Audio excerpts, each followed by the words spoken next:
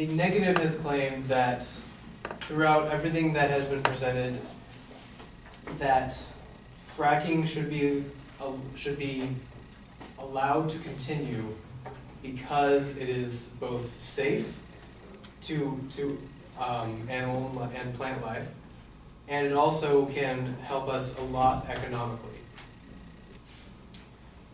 I have proof that it will not only not help us economically, but it is also very dangerous.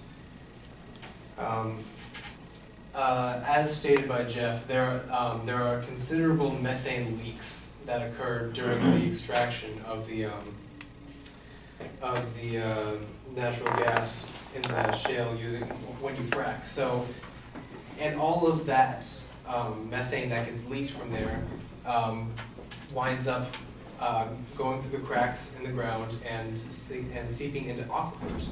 As explained before by the explosion of that one house, things like that are just going to keep on happening unless we have something to actually stop them. Jeff proposed that eventually the technology will get better, but that information was a little bit outdated, and the technology still hasn't gotten better.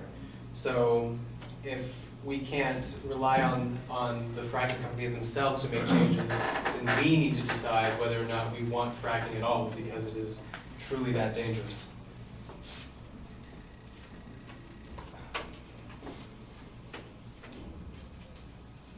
Also established by my partner earlier was the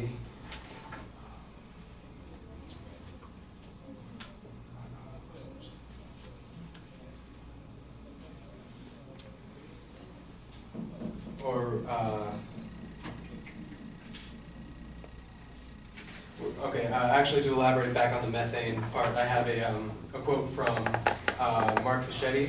Fracking will emit large quantities of greenhouse gases. Robert Howarth, an ecologist and evolutionary biologist, and Anthony Ingrifa, a civil and environmental engineer, reported that fracked wells leak 40 to 60% more methane than conventional natural gas wells. When water with its chemical load is forced down a well to break the shale, it flows back and is stored in large ponds or tanks. But volumes of methane also back up the well at the same time and are released into the atmosphere before they can be captured for use.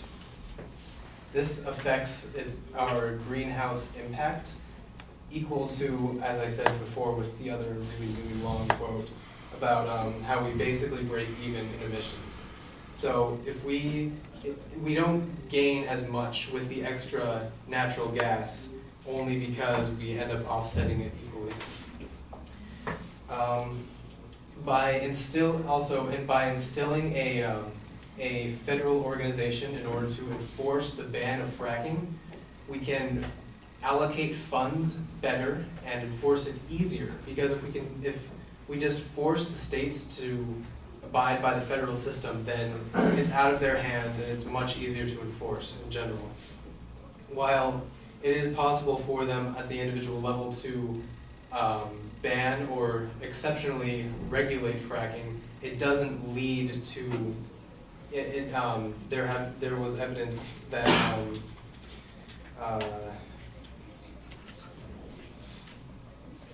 it didn't actually